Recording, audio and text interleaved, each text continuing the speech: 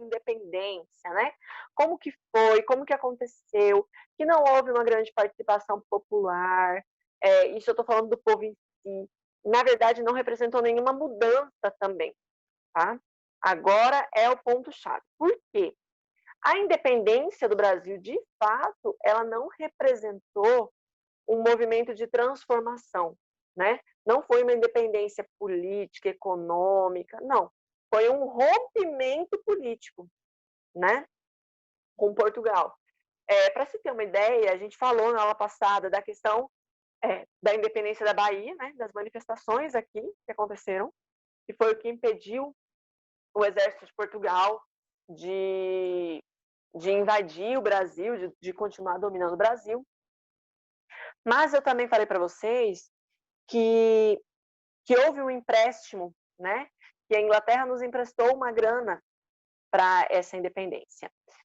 Eram 2 milhões de libras esterlinas, e é lógico que eles não emprestaram de graça, pediram coisas em troca. E aí foram 3 coisas. Alguém lembra? Alguém quer falar? Ou ninguém lembra? Faz sinal. Fala, Ana. Pagamento com juros, pagar tarifas alfandegárias menores que os outros países e fim da escravidão em um prazo máximo de 10 anos. Isso, muito bem, Ana Luísa. Isso é importante, tá? Esses 3 conceitos vão ser importantes para quando a gente for falar lá do segundo reinado do Dom Pedro II, porque vai rolar uma treta aí referente a esse contrato, tá? Então, mantenham essa ideia. Eu não sei se eu cheguei a pedir para vocês anotarem no livro. Pedi? Então tá. Então, olha só, galera. Como eu estava falando, e aí não representou uma mudança muito grande. Por quê? Desculpa. Ai, Deus. É muito ruim ficar em casa falando meio só assim, né? Tudo bem. Ainda que a Ana Luísa fala mais comigo, né? Ana Luísa e o Arthur são mais faladeiros. Porque senão... Obrigada, Vitória. Então, galera, como eu estava falando, não representou um grande impacto. Por exemplo, manteve a escravidão, manteve o sistema econômico, continuou sendo agrário, manteve as relações políticas, continuou sendo um rei. Então, acho que eu até falei para vocês por que a gente não chama a independência do Brasil de Revolução Brasileira. Porque não houve uma mudança na sua estrutura. Manteve a mesma estrutura, né? A mesma forma que o Brasil se organizava antes, ele manteve, né? Então não tem nenhum grande impacto nesse sentido. Já se você for pegar lá a independência dos Estados Unidos, rompeu com tudo. Já não era, antes era um rei, já não era mais rei. Antes era um voto censitário, já não era mais, então já não tinha que mais comprovar a renda. O sistema manteve a escravidão, nos Estados Unidos manteve a escravidão durante algum tempo, até a Guerra de Secessão, mas o resto todo foi mudado, foi rompido, e o Brasil não foi assim. Para você ter uma ideia, o Brasil manteve, inclusive, a mesma família real. A mesma família, não mudou nem isso. Manteve o rei e manteve de que família vinha esse rei, né? Então, era a mesma estrutura. Só que tem um problema. O problema foi, declaramos a independência, e agora? Temos um país novo, e agora? Também falei sobre isso na aula passada. Os Estados Unidos, quando declarou a independência, eles tinham se reunido, eles tinham discutido regras, discutido como ia ser e tal. O Brasil não. O Brasil foi tipo, pronto, temos um país. Aliás, tudo no Brasil de mudança política foi assim. Nada foi planejado. Por isso que a gente tem esse problema político hoje, né? Que não se faz uma reforma política. Não se consegue fazer, né? Porque tem vários problemas na estrutura. A República do Brasil foi feita assim. Pronto, proclamamos a República. E agora, como é que vai funcionar? Né? Não teve planejamento. E a independência do Brasil também foi assim. Pronto, temos um país independente. E agora? O que a gente faz agora? Então, em 1823, o ano seguinte, Dom Pedro I, que agora tinha esse título porque se tornou um rei, ele falou para a burguesia assim, para a burguesia não, né, para a elite agrária. Falou, olha, seguinte, temos aqui, né, um país, precisamos organizar, podem se reunir, eu dou liberdade para vocês se reunirem e criarem uma constituição.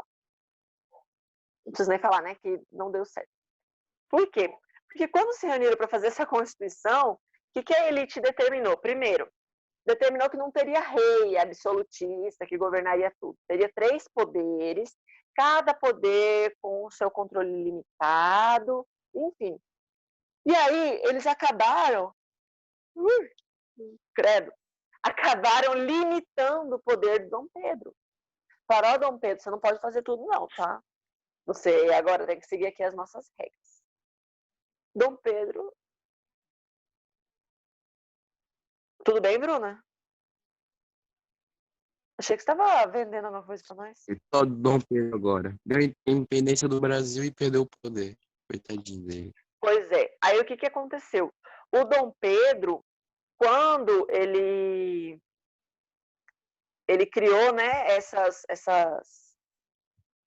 não é nem regras, mas quando ele proclamou a independência, em momento algum ele foi em concordância com o iluminismo, né, com os liberais, que a gente também já está careca de falar, mas que defendiam essa questão de fragmentação do poder, de participação política, de não haver um poder absolutista.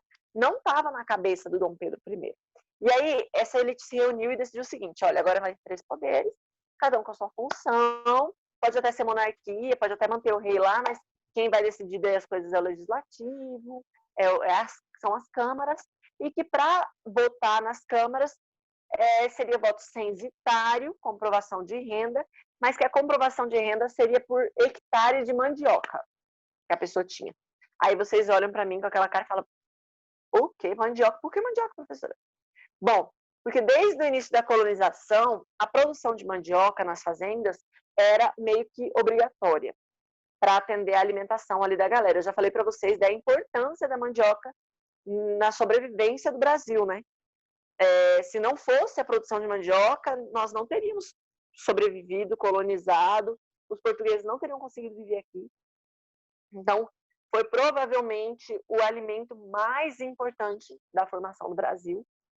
É um alimento indígena muito importante, os índios comem mandioca em tudo, né? E a produção era fácil.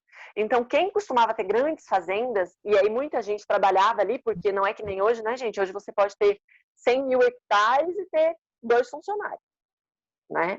Hoje consegue fazer isso, porque as máquinas são tudo mecânico. Na época, não, era tudo no braço. Então, quanto mais terras você tinha, mais gente tinha que ter trabalhando ali. Era tudo na mão aqui. Então, na foice para colher a cana, era no braço para plantar, para moer, enfim. E aí, quanto mais terra a pessoa tinha, mais mandioca ela plantava, porque tinha mais gente para sobreviver ali. Então, eles determinaram o quê? Que nessa Constituição, a forma de comprovar a renda era a produção de mandioca. Acontece que algumas regiões, algumas das elites, não produziam mandioca, alimentavam seus escravos, por exemplo, de outra forma. A mandioca lá era pouca. Por exemplo, em regiões aqui da Bahia, que apesar de produzir a mandioca, os escravos e tal, eles se alimentavam muito com os restos de carne. Por exemplo, tá aí a feijoada que não me deixa mentir, né? O bolinho de feijão, que depois vai virar o nosso acarajé, aqui da Bahia, né? Então, essas pessoas, elas eram alimentadas de outras maneiras. Então, não se produzia tanta mandioca assim, né? Outras, como, por exemplo, a região de Minas, muitas pessoas que eram donos de escravo em região urbana, né? Que era de mineração, extração de ouro, diamante e tal.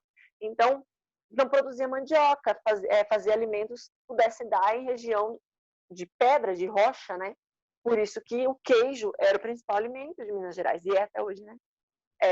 Porque era um alimento que você poderia produzir sem ter que plantar nada, né?